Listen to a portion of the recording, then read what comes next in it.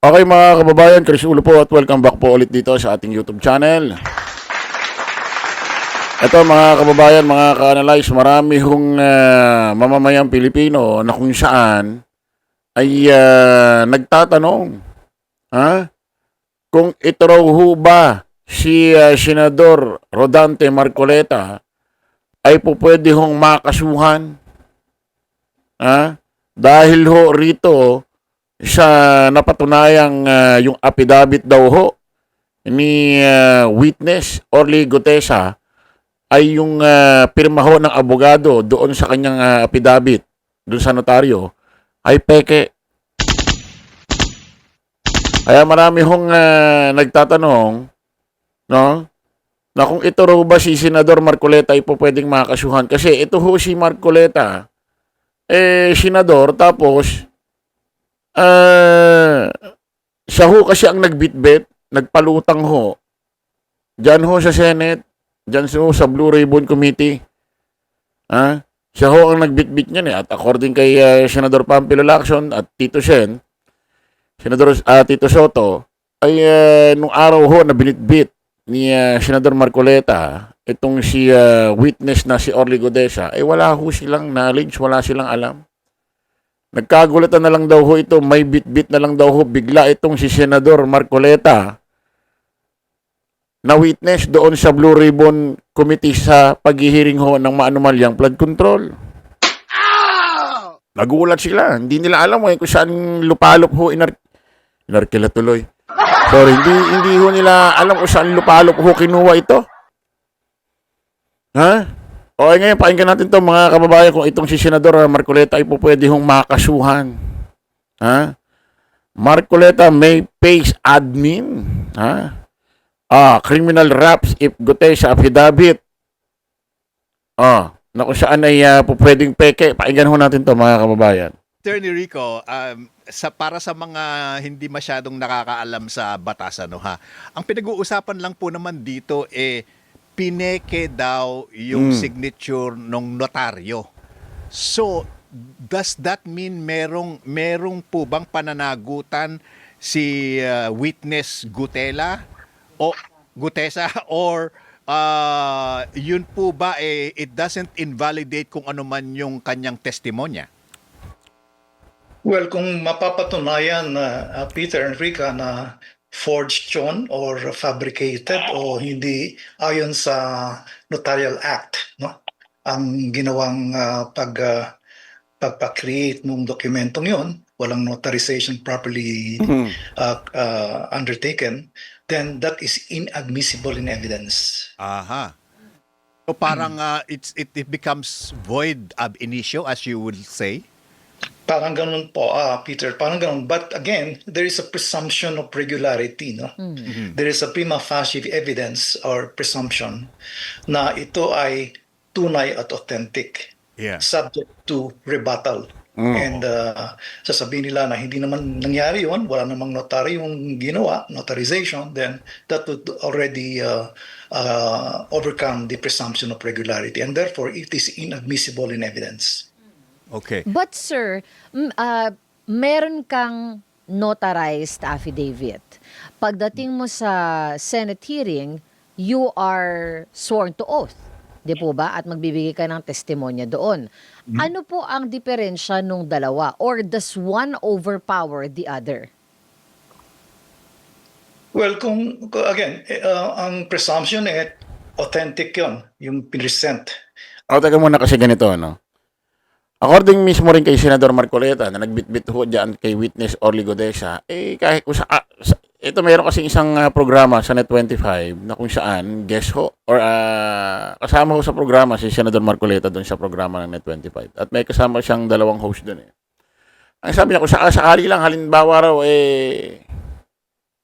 peke ganito ganyan ang importante raw yung sinumpaan daw doon ni Orly Gutesa doon sa Senate. Yun daw ang importante, kahit mapatunayan peke. Ang nakakapagtaka kasi, ang malaking katanungan dito, kung hindi naman ganon kaimportante ang notaryo or yung pumirmang abogado doon, totoo o peke, Ang importante, yung salaysay ni Gutesa, ni Orly Gutesa, na kung saan sinumpaan niya doon sa Senate. Nag-under oath siya doon sa hearing. Ba't kinakailangan pikiin? Bakit hindi na lang panotaryo ng totoo? Di ba? Bakit kinakailangan pikiin? Ibig sabihin, there's something wrong. Meron silang pinaplano. Kung bakit kinakailangan pikiin yun at hindi totoong ipanotaryo. Di ba? Kung hindi naman big deal, edi ipanotaryo natin. Kahit sino bang abogado niya, kahit di pa ganun kagaling. Importante, abogado. Tapos na. Hindi kinakailangan pikiin. Di ba? Tuloy natin. I think we're talking about the presentation sa Senate Committee, no? Sa Blue Ribbon Committee, no? Yes po. Okay. Kung pinesent yun at sinabing ito ay a notarized affidavit, then there's a presumption of regularity nga, as I mentioned. Nako. But kung napatunayan na hindi pala ni-notarized yun at it was not in the records of the notarial public na sinasabing nag-notarize, then that is inadmissible in evidence. And the person who presented that forged, allegedly notarized document, subject to liability rin yun. Opo. What I mean by this, attorney, is kung kunyari, yung laman ng kanyang affidavit na pinapirma sa notaryo ay kapareho lang din naman sa kanyang inihayag sa Senate hearing under oath, pwede bang i-waive na o hindi na ba iisipin etong affidavit na notarized kung sinabi na rin naman niya under oath the same items na inilathala niya doon sa notarized affidavit? Hindi yan ang ano eh. Ang magandang katanungan ito. Ito ang magandang katanungan, ano. Ito kayang affidavit na ito. Kasi dalawa may pirma rito doon sa affidavit Yung gumawa ng affidavit, salaysay doon sa affidavit. Sino pa? Si Orly Gutesa. Sa baba, yung abogado na kung saan yun yung pumirma ng kanyang affidavit doon sa notary public, doon sa pwesto. Silang dalawa may pirma doon. Ang magandang katanungan dito, totoo kayang affidavit talaga ni Orly Gutesa ito? Anong ibig ko sabihin talagang affidavit talaga ito? Although may pirma si Orly Gutesa doon, yung salaysay na yon siya kaya talaga ang bumuo. Yun ang tanong. Di ba? Bakit ko nasasabi? Kasi mamaya, hindi niya naman talaga siya ang bumuo ng affidavit na yon. Siya lang ang pumirma. Para kunyari siya ang bumuo. Gumawa ng salaysay na yon. Di ba? Kasi, ang katanungan, ganito pa. Pag bumuo ng isang affidavit ang isang tao, kinakailangan ba pag pinanotaryo yan, kasama ka? Yung gumawa, katulad ni Orly Gutesa, ginawa niya affidavit niya. Kinakailangan pag dinala niya ba sa notary public, kapag pinanotaryo ba yan sa isang notary public, kailangan kasama si Orly? Pag sinabi, kinakailangan kasama. So, paano naging peki yun? Yung abogadong pumirma doon. Ibig sabihin, pineki ni Orly? Kasi lumalabas, peki daw yung pirma doon. So, ibig sabihin, walang nangyaring pagpunta doon sa notaryo. Wala. Although may pangalan ng abogado doon, nakakapagtaka ba, sa dami-dami pangalan ng abogado, bakit siya pa ang pinili? Yun ang mga magagandang katanungan. Tuloy natin. Gandang question yan, Rica. But dapat himayin natin yan If you presented the forged document as appeared to have been the case, then inadmissible in evidence yan. Ngayon, kung itutuloy nung witness na yon na orally by testimony sa Senate proceedings at pinatunayan niya na ang kanyang exactly yung sinabi niya dun sa forged affidavit ay pareho, then the Senate committee can assess that on the basis of what he orally testified on. Let's Ako naman nakikita ko pa na isa rito, no? Isang analyze ko pa rito. Itong affidavit ni Orly Gutesa, maaaring dinala talaga sa public notary, Tapos ang talagang ano doon, kung sino pumipirma ng affidavit, yung abogado talaga. Pero iba ang pumirma, tauhan niya rin. Possible kaya? Kasi parang ang nangyayari yata minsan sa mga notary public, nakalagay doon sa affidavit or yung sa notaryo, yung pangalan ng abogado na kung saan siya talaga ang dapat pumipirma doon. Pero pagka wala siya, mga tauhan niya lang ang pumipirma. Possible kaya yun? Ganun ang nangyayari na yung affidavit ni Orly Godesa, dinala doon sa notary public, pero ang pumirma, doon sa pangalan ng abogado, although yung abogado na yun, siya talaga naka-assign doon sa notary public, pero noong time na yun, wala. Kaya pumirma, tauhan niya rin.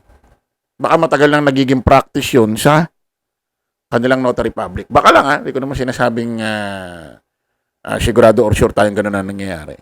At biglang i-deny nitong abogadong ito, halimbawa lang baka biglang dininay kasi,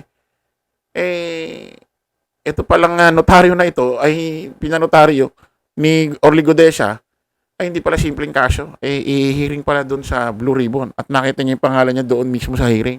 Nagulat siya. Possible kaya? Ito mga kababayan, nagpasan muna natin yan. Ito ho si dating congressman na Defensor ay nagsalita na. Dinasag na ho ang katahimikan. Binanggit na ho kung ano na nangyari, nasa na, buhay ba to, patay ba to? Kasi nga, mga kababayan, huwag na tayong iba, ganun ho iniisip, baka may nangyari, baka patay na o pinatay na itong si Orly Godesa. Kasi nga, nung huling hearing ho ng Blue Ribbon Committee sa Senate, ang bibigat ho ng kanyang mga binitawang salaysay at mga sinangkot niya ho, sinabit niya ho rito sa mga anomalyang flood control project. Kaya nga sinasabi ng mga ibang politiko doon, katulad nila Senador Bato de la Rosa, kaya kinakailangan daw, bulletproof yung sasakyan mo, marami kang kasama, ganito, ganyan. Isa pa nga sa nagsasabi kung nagpapatunay na kung totoo siya talaga gumawa ng affidavit niya, bakit sa affidavit niya humingi siya ng proteksyon sa Witness Protection Program, sa WPP. Pero nung kausap niya na si Bato, ayaw niya naman daw humingi. Kaya niya rin proteksyon ng sarili niya. So, conflict yung sinasabi niya sa usapan ni Bato at dun sa kanyang binasa sa affidavit. Binanggit na ho ni dating Congressman Defensor kung ano na nangyari dito kay Orly Godesa. Pakinggan ho natin, mga kababayan. Welcome to Storycon. Thanks for joining us. Good afternoon, Congressman. Yes, sir. Long time no see. Long time no see, Secretary Ronald Ed, and of course, Reggie. Good afternoon to everyone, to all the viewers. Tuloy-tuloy na natin to. Una ko nakilala si Kong, konsehal to sa Quezon City. Ito yung negotiator namin sa mga rally. Dati, Naalala mo, Kong? What have you been doing since you stepped down? I mean, apart from organizing with surprise witnesses sa Senate. Actually, Reg, I've been in the private sector ever since noong Congress. Di ba nag-serve ako noong 2019 to 2022. So from there, talagang completely private yung participation ko. Nagkataon nga, in fact, ayoko nga ma-involve dito sa issue na to, pero nagkataon na lumapit si Sergeant Cotesa, and then he started telling me yung iba-iba, no? Yung mga storya niya, hindi naman direkta kaagad kung ano ng mga storya ang binabanggit niya. Sabi ko, siguro Sergeant Cotesa, mas maganda, ikaw na yung magkwento ikaw na magsalaysay kay Senator Marcoleta. That time kasi, si Senator Marcoleta was still the chairman of the Blue Ribbon Committee. So, but the day that they spoke, hindi na chairman nun si Sergeant Cotesa. I was with Senator Marcoleta, nag-uusap kami for another issue, another concern. Tapos binanggit ko lang, sabi ko may isang sarhento ng Marines, ganito yung kwento niya, sabi niya, pero sabi ko sa kanya, hindi ko nakuha yung buong kwento, maganda siya na lang magsabi sa'yo. Sabi ni Senator Marcoleta, sige, kung willing siya, at kung tingnan mong okay naman, papakinggan ko siya. And then, yun nga, sabi ko, sige, titingnan ko. Teka muna, stop muna natin. Sana masabi rin dito ni dating Congressman Defensor kung bakit kaya siya ang napili, lapitan ni Orly Godesa. Bakit sa dinami-dami namang babata sa Senate at sa House, eh siya ang nilapitan. At matagal na hindi kasi congressman ito. Matagal na ho. Taon na. So bakit kaya siya pang napili lapitan, ano? No? Sana masabi ni dating congressman Defensor. Ko.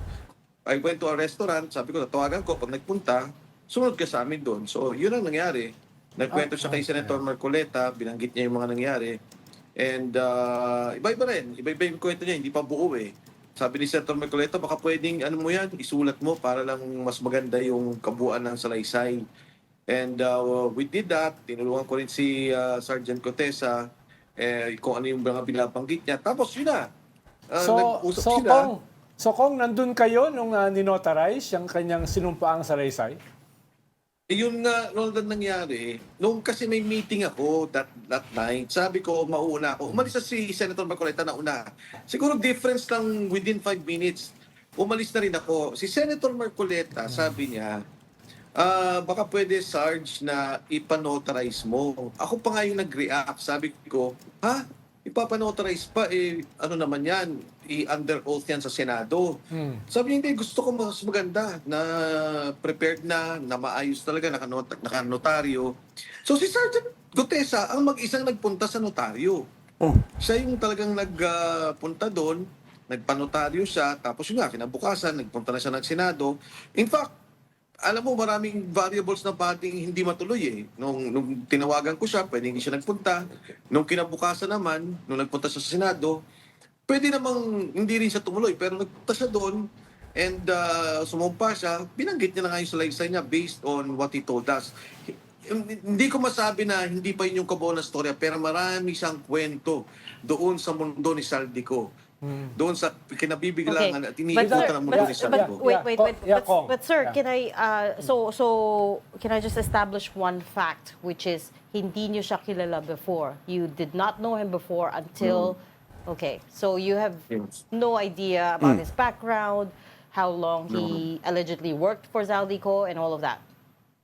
Well, yung work for Saldico, medyo alam ko dahil binanggit niya. Hindi. I mean, Before you met him. Oh, before you met him. Oh, no. Okay. Actually, Reggie, yung Secretary Donald and the Ed, nagulat ka ako kasi may kaibigan tayo sa media na dating nasa Senate beat.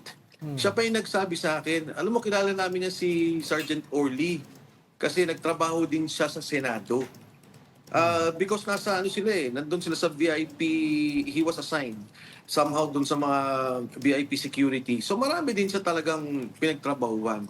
But all in a professional level. Ang sabi lang niya sa akin when we were discussing, right after he retired, nagtrabaho siya sa Coke, and then after that kay Saldi na. Ang Sir, tanong so ko, how do Kong, you know him? follow up lang kanina dyan sa tanong ko, Kong. Sabi niyo Yes, kasi, Sandali po, may ads ha. siya yung nagpa-notarize on his own. Wala siyang kasama. Meron ba siyang capacity to fake a signature ng isang notary public? Parang ang hirap naman for yung background niya. Parang lalabas ngayon sa next hearing, fake yung signature nung notary public, nung nag-notarize. May ganun bang wherewithal? Ito si Gutesa to do that? Well, actually, sa Cronut, tama yung binanggit mo Unang-una, hindi niya kailangan i-fake, di ba? Dahil kung ano naman sinabi niya dun sa Senate under oath. Pero, dapat talaga tingnan tong notaryo, bakit siya biglang umaatras? Kasi, si Attorney Makalintal, nabasa ko nga yung mismong pinost niya sa kanyang page, gumawa ng petition on the BSKE petition, di ba? Dahil siya yung abogado dun sa eleksyon ng Sangguniang Barangay. And yun din ang notaryo. Tapos maraming kontrata, kasama dito yung sa Department of Tourism, kahit na naman i-research yan sa Google, nandyan, yun din yung nakapirma. So ang sabi ko nga nun kay Senator Marcoleta, imbestigahan itong notaryo. Sinong nag-pressure para umatras at sabihin na hindi ito? Assuming. Kasi Pero yung notaryo, parang hindi abogado ng umatras BCNP. Parang yung RTC ang nagsabi na fake yung signature. Yes. Upon consultation with NBI. Actually, Hindi siya umatras. I have the ruling here. See, it was Manila RTC Judge Malib- Igasiano Sison, who she's an executive judge and who found the notarization falsified or forged. And so they are referring it to the DOJ for appropriate criminal actions. Falsification of a Yes. public document. So is hindi a siya criminal umatras charge. sa Kong. Oo. Hindi. Ako, gusto ko maimbestigahan yung notaryo. 1,000% ako. Kasi nung nalaman ko, nung first day pa lang na umatras yung notaryo, pinukuhaan ko ng picture. Sabi ko, tingnan nyo nga, ano ba yung napuntang notaryo ni Sergeant Gutesa? So nakuha namin yung mga pictures. It's an existing notary. Ano pa nga, 24/7 parang 7-Eleven tong notaryo na to. At marami siyang kontrata. Ang tingin ko, Secretary Donald, kay Ed, ang feeling ko dito, sekretarya niya siguro yung naman, like all other notary services, notarial services. Pipirmahan ng tao nila. So sinabi siguro, hindi ko pirma yan. O maaaring totoo, pero notaryo niya yan. Yun. Nasa journal yan, may entry yan, at yung seal na yan, totoo lahat yan. Yun nga yung sinasabi natin. Maaring peke yung pirma, hindi pirma ng abogado yun, pero ang tanong, ito bang abogadong sinasabi niyang hindi ko pirma yan, wala ka bang kaugnayan doon mismo sa notary public? Kasi baka matagal na nagiging practice sa inyo yan, attorney, na wala ka doon sa notary public, pero yung pangalan mo nando doon sa affidavit, tapos ang pipirma mga tao mo. At naging big deal lang dito dahil malaking kaso na ito. Di ba? Hindi naman kasi porket sinabing peke yung pirma, ibig sabihin, ginawa na ni Orly. Di ba? Hindi naman porket sinabing peke, ginawa na ni Marcoleta. Hindi naman ganun yan. Peke, kasi hindi mo pirma. Pero, ang tanong, sino ang pumeke? Baka mga tao mo. Baka matagal lang nagiging practice yan doon sa notary public nyo. Ang tanong, yung abogado ba na yon na sinasabi niyang hindi ko pirma yan, wala ka bang kaugnayan doon sa notary public na yun? Kasi, bakit nailagay doon yung pangalan mo? Yung kahit wala pang signature, mailagay lang pangalan mo doon, big deal na yun Diba? Wala pang pirma ng abogado doon, pero mailagay pa lang yung pangalan mo doon. Maitatak pa lang yung pangalan mo doon, kahit wala pang signature, doon sa affidavit ni Orly Gutesa, big deal na yun. Diba? Tuloy natin. And I welcome the investigation. Investigate ng DOJ at investigate ng Blue Ribbon Committee. Dahil dyan lalalim ang issue na sila mismo pine-pressure nila si Gutesa, dinidiscredit nila, at sinasabi lang peke itong ito just to prove their point. But it will turn out na 1,000% yan ay notaryong totoo at maraming kontratang na notaryo yan. You're saying basically that itong notaryo, mukhang gawain niya talaga to na yung pumipirma para sa kanya is somebody else, like a secretary or Yun. an admin person. I don't want to assume it, pero ganun ang nakita ko doon kay Makalintal. Parehong-pareho. Si attorney Espergao, Espera. siya mismo, parehong-pareho na signature. Before pagdating Makalintal, nakita ko yung document sa TIESA, sa Department of Tourism, si Attorney Espera, same signature. So ang dami talagang ganitong signature. Ngayon, siguro inipit, i-deny mo yan, ayusin mo yan. So yun ang gusto ko malaman. So I really want it investigated para makita sinong nasa likod nito na talagang gusto nilang i-discredit Sergeant Gutesa on a basis of a notary na wala naman immaterial. Because in a way, in effect, nagsalita siya sa Senado, sinabi niya kung ano yung nakita niya, kung ano man yung ninotarize, di ba? Ano naman natin yan when you notarize, it is only to make it a public document. But what Sergeant Gutesa did, taking an oath in front of millions of Filipinos, in front of the Senate Blue Ribbon Committee, under oath, in effect, yun na yun. That is already his sworn statement. Sir, cambio na ako, sir. Ang importanteng tanong kasi ngayon, nasaan si Gutesa? Nasaan? Kasi everybody's looking for him, parang nobody seems to know where he Hinihintay is. siya sa NBI noon Hinahantay siya sa NBI Okay. para magsampa ng kaso kay Speaker Martin. Actually, DOJ. Yes. Kaya Hindi hindi na NBI. kasama si Speaker Martin dahil walang kaso. No? So, Yes. ang tanong ngayon, nasa na si Gutesa, bakit hindi natuloy yung schedule niya sa NBI to file the case against Speaker Martin?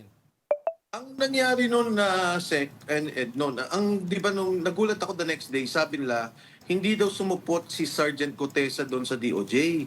So tinawagan ko kagad si Senator Marcoleta. Sabi ko, ano ba yun? Ba't may schedule sa DOJ? Ang sabi ni Senator Marcoleta, nag-usap kasi sila noon na ipapasok siya sa Witness Protection Program. Sabi ko, okay.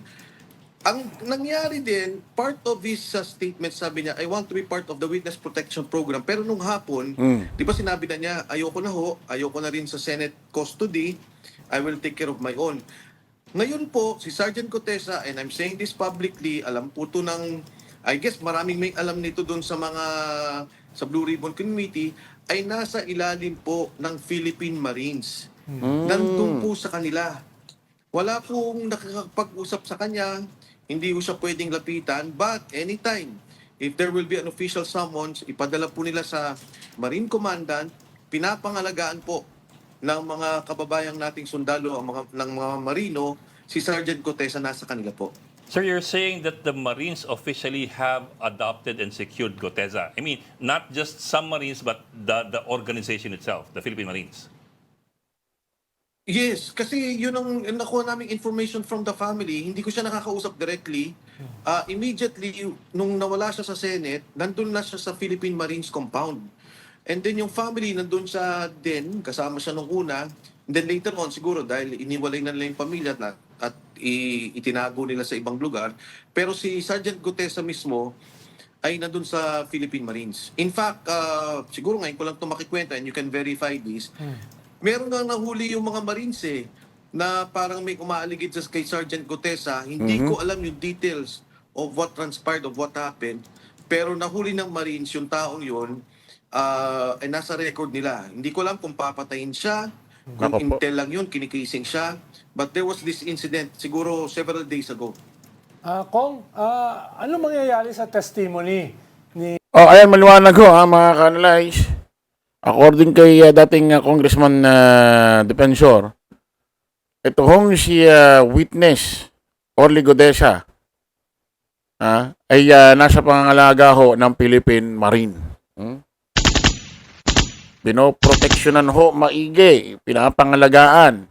Anytime, kahit anong kung may papadalang subpoena galing sa Blue Ribbon Committee, dadalin doon. At itong si Orly Godesa, aatin ho ng hearing. Maganda yan para medyo bitin ho tayo sa marites dito ni Orly Godesa kasi matitindi ho talaga ang mga pahayag. At grabe ito mga kababayan. May umaaligid at baka parang gustong patayin itong si Orly Godesa, nahuli ho ng Philippine Marine. Ay matindi ho kasi yung mga siniwalat So update tayo mga kababayan. Kita-kita ulit tayo sa panibagong vlog. Bye-bye po.